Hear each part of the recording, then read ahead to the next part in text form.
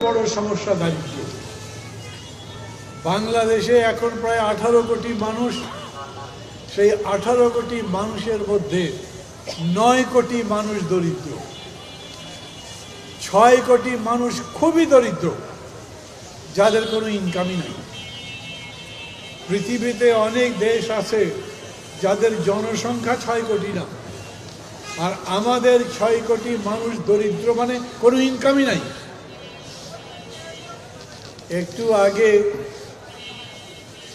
আমাদের সভা যিনি পরিচালনা করছিলেন উনি আপনাদের কাছে বলবার চেষ্টা করলেন, এই 6 কোটি লোককে আমরা যদি মাসে 1000 করে টাকা দেই কত টাকা লাগবে?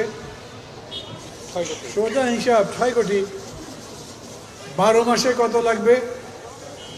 72,000 কোটি। আমাদের বাজেট হলো 8 লক্ষ কোটি টাকা।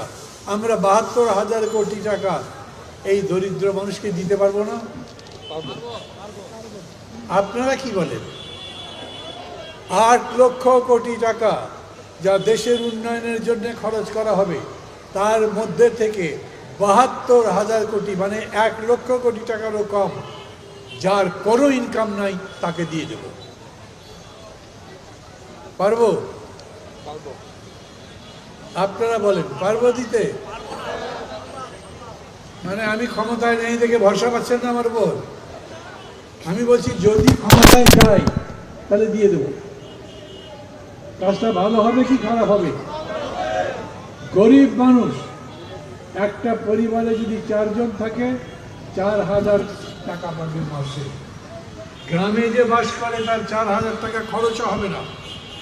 সে হয়তো 2-2,500 টাকার মধ্যে দিয়ে তার সংসারে খরচ চালাবে, আর 1,500 টাকা ওর মাথায় যদি বুদ্ধি থাকে প্রত্যেক মাসে জমাতে জমাতে হয়তো 3 মাস পরে 2টা মুরগি কিনবে, নাহলে 4 মাস 5 মাস পরে একটা ছাগল কিনবে, নইলে একটা রিক্সা ভ্যান করবে, আরও কিছুদিন অপেক্ষা করবার পর না হলে একটা সিএনজি কিনবে।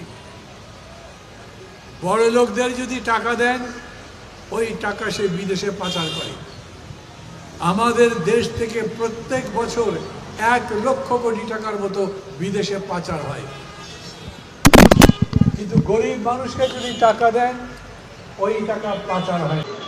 মানুষের পেটে যদি ক্ষুধার আগুন জ্বলে, ওর কাছে কোনো সংস্কার ভালো লাগে না, ওর কাছে কোনো ভোট ভালো লাগে না, কোনো ভালো কথা তার কাছে ভালো লাগবে না।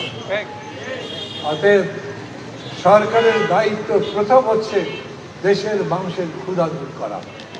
আমি আবারও বলি আপনাদের কাছে, যারা বলে বাংলাদেশ গরিব দেশ, এই দরিদ্র মানুষের দারিদ্র দূর করা যাবে না, ওরা হয় জানে না নইলে ভণ্ড। তারা জনগণের কল্যাণ করতে চায় না, তারা জনগণের টাকা লুট করে নিজেদের টাকা